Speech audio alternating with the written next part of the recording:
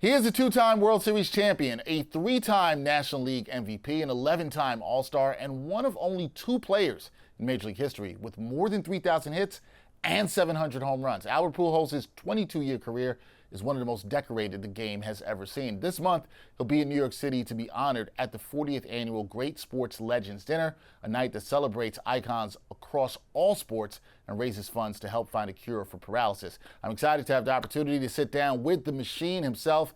Albert hmm Pujols joins me now. Albert, what's going on, man? Not much. Thank you. Thanks for having me on. Just really excited. Great weather. I just got done playing a round of golf, so good.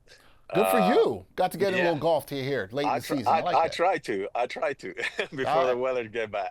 That's what you want to do before the weather gets bad. All our golf friends That's out there don't want to miss that. Albert, you're going to be here in New York next week for the 40th annual Great Sports Legends Dinner. What does it mean to you to be honored with all the other great athletes from various sports on that night? Really humble. Really humble. Really to be recognized, not just for the things that you do on the field, but off the field. And us as an athlete, we all have responsibility, with our family, with our community. And I think, what this foundation has done, and to be honored at that dinner, in 4 days from now, it's gonna be really special for me and my family, because I believe, that like I say, we all have a responsibility about giving back. And to me, as great as career that I have, my work is not done. It's about giving back, and to be able to have so many athletes at that night at that dinner is it's gonna be a special moment for me. So I'm really humble and grateful to receive this award. Yeah, and I'm glad you mentioned the giving back part here because the Great Sports Legend Dinner, it also raises critical funds, as I mentioned at the top, for paralysis research through the Mhm. Bunia Cortini Fund. And you've always been known for your philanthropy. So, especially with your Pujols Family Foundation, everybody knows about that. How important, you just kind of hit on it there, but if you could talk a little bit more, how important has giving back been for you throughout your career, as successful as you've been? It's really important. And I had great role model, with my dad, my family growing up in the Dominican Republic, and to be able to get back in 2001 into the big leagues and then start in 2005, my own Pujols Family Foundation. I mean, it's being, to me, that feels better than hitting a grand slam or even winning a World Series, because at the end of the day, it's following the footstep that somebody has done it before. And at that nine, besides us being athlete, that's one thing that we all have in common about giving back, whether it's through our foundation or whether we get involved with the foundation to reach out and to help out. And I mean, it's gonna be a really special night, and that's something that I encourage so many people to do, whether it's through my foundation, whether it's at that night. I'm probably gonna encourage so many people to get involved because we can, if we all come together, we can make a bigger impact.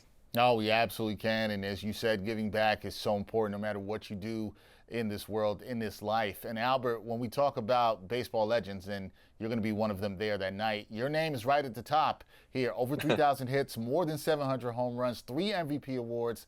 It's a lot of hardware there. How do you reflect on the legacy that you've built over the 22 seasons that you played?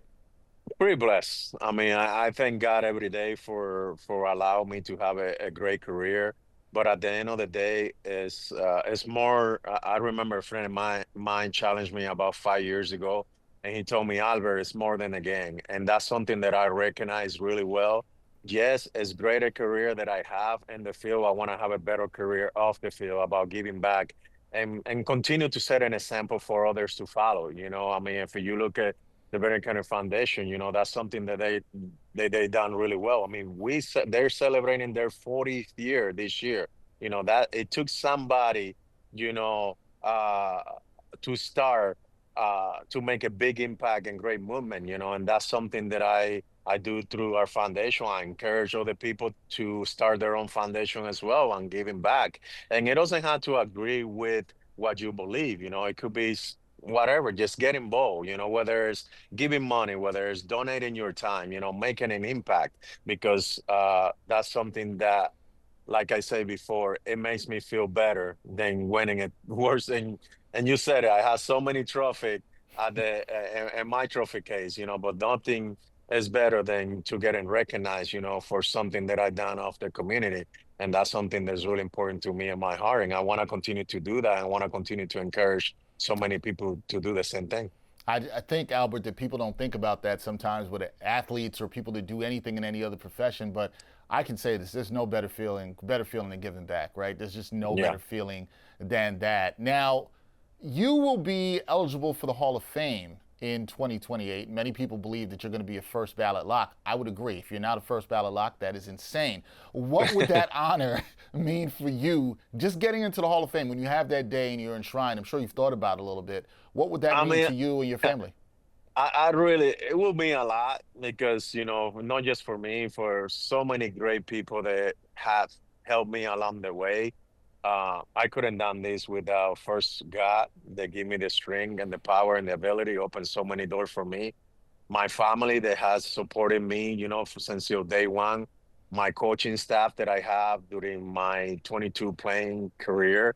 I mean, it's so many great people that this gang how allowed me to become friend that helped me out along the way. So I mean, I really don't like to think about it because I don't want to like expect something and then go the other way. Like I really, when that moment comes, I probably will, it'll be emotional, not just for me, but for my whole family. And in 22 years or 25 years, like I I never want to go to a Hall of Fame and have the experience this year to go for CC Sebastian. He asked me, he invited me, and I had to go there for my boy. So CC got in, and it was pretty special, man. It was really special, really emotional, to be there and present. So I'm sure when that moment comes, it's gonna be really emotional for me and my family and all my friends and all the coaching staff that deserve a lot of credit.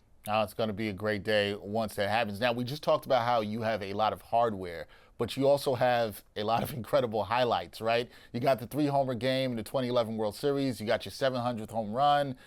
Your final season, which was amazing, especially in the second half. Which Yeah. one of those is your favorite to relive? What's a moment that you go back and like, man, that one was really special? Wow, that's a great question because you just said it. You mentioned so many, and when you have the blessings to have so many, it's hard for you to choose. But I think for me, hitting I would say I'm gonna rank it one and two. Hitting the 300 and the World Series and winning it. That was really special because at that moment, I think I was the third player that ever done it. And when you look at a 23, 25,000 players that have played in the big leagues at that time. And I'm the third one to do that in the World Series, really special. So I would say that. And then my last year in St. Louis, to be able to go back to the city in St. Louis and to be able to perform at that level at age 42 when nobody believed that I could do it. And to be able to reach the 700 home runs was really special for me, for my family, and for my country that supported me. So I would rank those two, one and two, and you can flip it however you want. But at the end of the day, I think I put one, the 300 game because we ended up winning the World Series that year. I'm sorry, and that's what you play for, to be able to raise that championship trophy at the end of the day. Yeah, no, that was an iconic moment for sure. Baseball fans will never forget that. You will obviously never forget that as well. And I always like talking to athletes once they're done playing, like yourself, about what's next. And recently, you spoke about your desire to manage in Major League Hmm. Baseball. You've already been tabbed to manage the Dominican Republic in the 2026 World Baseball Classic coming up next year. What inspired that ambition to manage, and what kind of manager do you think that you would be? I'm a player's manager. I had the opportunity, to go back this year to the Dominican Republic and to be able to do it, lead the Escogido to win a championship. They haven't done that in 9 years. To be able to do that, then we went to Mexico and we won the Korean World Series. And then I had the responsibility. They honor me and give me the opportunity to now lead the World Baseball Classic, which is starting March. So I'm doing a lot of hard work with that. But now really focus on that. Hopefully, getting an opportunity to be a manager one there in the big leagues.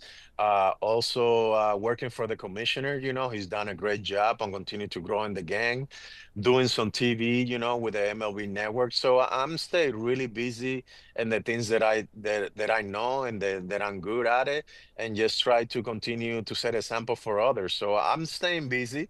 Once in a while, traveling with my wife, which is always good, spending some time with her. So those are the things that I keep myself busy right now. Playing some golf, There you go. whenever I had a chance. So, just doing all those things. Hey, playing some golf, relaxing, keeping yourself active, all that's good. Got a couple more questions for you here, Albert. I want to shift to current baseball here in New York because the Yankees, they just clinched a playoff spot. They still have a chance to win the AL East. They're game back of the Blue Jays. What's your assessment of this Yankees team, and how far do you think that they can go in October? Listen, I mean, I think, one thing that they have is they have the veteran leadership, and starting with Aaron Joe and Giancarlo Stanton in there. And I know they missed Derek Cole, but when you get to crunch time in the playoff, anything can happen. You have 12 teams, they're gonna get into the postseason this year. And it's like flipping a coin. Anybody can get hot and happen. Sometimes, I've been in teams that win 100 games and we get knocked out in the first round. And then I've been in other teams that we had 88 wins and we end up winning a World Series when nobody was expecting us to win it. So I think, they have the team to go way far. I think the Mets, I know they're struggling over the last couple of weeks, but I think they're going to find a way to get in. That was a big win last night for them. Yep. So I think they have a really good team. Obviously, you got the Dodgers. They're always great and they're struggling with some of their pitching. But I mean, with that offense, the Dodgers are going to be a tough test once again. But I mean, I don't have a team really, and I should, but I don't have a team to say, man, this team has a really good chance. When you look at overall, if you want to pick a team, you go always for the best record. I think the Milwaukee Brewer, what Milwaukee is doing, our Milwaukee, the year that they're having, I mean, they're a team that can be really, really dangerous in the postseason because they had the pitching, they got the bullpen, they played again the right way. They got a great manager and Pat Murphy, who's leading them, to win the Central. So I think that's a team that's really complete. And but at the end of the day, man, I mean, they can go cold and get knocked out in the first round. So hopefully that doesn't happen, but it's just really hard, So I think at the end of the day, whoever finished this last four game of the season really hot and able to carry into the postseason, I think that has the better chance of winning the World Series and go all the way in October. Well, you know this well, right? Sometimes, as you're just saying there, it's about getting hot at the right time. And if that can happen for a team, you could be good. Keeping it with the Yankees, Aaron Judge, he's been putting together some historic seasons of his own as a fellow power hitter. What impresses you the most about what you see Judge doing at the plate? Just really special. There's several times that I have break his swing down on MLB. I mean, and you don't see that anymore in the big leagues. Guys just getting in there and just want to swing for the fences. These guys can hit the ball from right to left anywhere. There's no ballpark. They can hold this guy in. So I think what I love and what I appreciate about him, he take his walk, he cut down his strikeouts. I mean, and the guy is dangerous. Aaron Judge is like Otani, Trout. Uh, whenever you're at the ballpark and you need to go to the bathroom or get something to come back to you, see, you want to wait because you don't want to miss one of these guys hitting. And Aaron Judge is that guy. He's like a guy that you want everything that you're doing, you want to stop, or whether it's sitting at home watching it on TV, you want to stop because you want to watch greatness, and that's what he's been doing. And I know you can say, yeah, but he doesn't do it in the postseason, this and that. Forget about that. At the end of the day, man, he's carrying that ball club all the way over the last 7 or 8 years, and it's pretty special what he's done in the league. Yeah, and you'd think he'll break out at some point in the postseason, right? It happens for everybody. We've seen great players struggle and then they eventually break out. You mentioned the Mets on the other side of town and their struggles down the stretch, try to lock down that third wildcard spot in the NL. From your perspective, when a team is struggling like they are, what does it take for them to stay tough mentally and finish strong over these final 5 games? to win again like they did last night. I mean, I don't know if you followed that game last night. I Yeah. was watching it for a little bit for them going back and forth. You get down five right away, right out of the gate, after Lindor goes deep in the first inning, and then the Cubs come and score six. It's like, oh man, deja vu again. But those guys really show uh a great leadership and that they have and they knew how important these games are, especially towards the end of the season. I mean, they feel a little bit better now that they're up one than being down one or even. So I think, winning again like they did last night, sometimes that's what it takes to click. And the Mets could be a really dangerous thing as well. I mean, the coaching staff has done a great job. Mendoza has done a really good job with them leading those guys. I mean, Soto, when everybody thought that he was overpaid, he's showing us all of them what greatness is, and that's what he's been doing. So I think the Mets could be a team that can be really dangerous. Obviously they have a tough test, with the Brewers and San Diego and the Dodgers. But like I say, they have the talent to go all the way. All those teams, there are out of the 30 teams, they are in the playoff because they were good. It wasn't because they were lucky. It's Mm. because they're good enough to compete with with any team. And I think that's what you're gonna see. You're gonna see a great postseason. So that's it's interesting, Albert, because I was watching the game and I do host a Met show here, and fans will sometimes say to me, "Well, I don't know if they could just flip the switch, right?" So if they do get in here, you think they have the kind of talent that you talked about Soto, you talked about Lindor, you talked about the managing of Mendoza. They could flip the switch and make a deep run. They have that kind of talent in that clubhouse to be able to do that. Yeah, I mean, sometimes, I mean, everybody talk about flipping a switch. It's not a switch. I mean, sometimes you just need to give credit to the other side. Sometimes it's about the lack of concentration. I know that they make some errors and hey, listen, man, errors are make uh for us to make and to get better. So I know over the last couple of weeks, that's what really hurt them, the errors. But like I say, again, like last night, really can turn things around.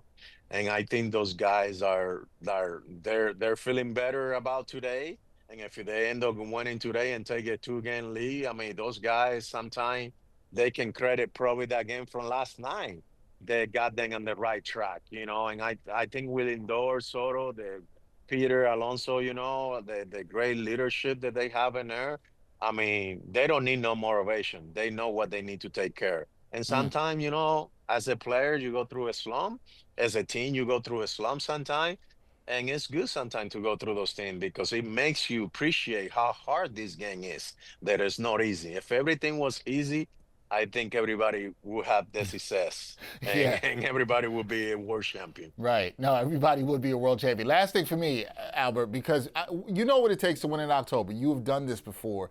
So, for the Yankees and Mets players and also the fans as they head into these final days of the regular season, what will be your message to them about the pressure of the playoffs and what they can do to rise in this occasion? I mean, I think the Yankees and the Mets fans, they're great fans. I have an opportunity to come for 22 years to this city, and I had a great time, great rivalry. But I think, there's nothing better that you come to the ballpark and support your players. I mean, there's nothing better than that, and I think that's what they're gonna show. I think the Mets are gonna come back from the road trip whenever they have a postseason game here in this stadium, and that place is gonna be loud. So do the Yankees.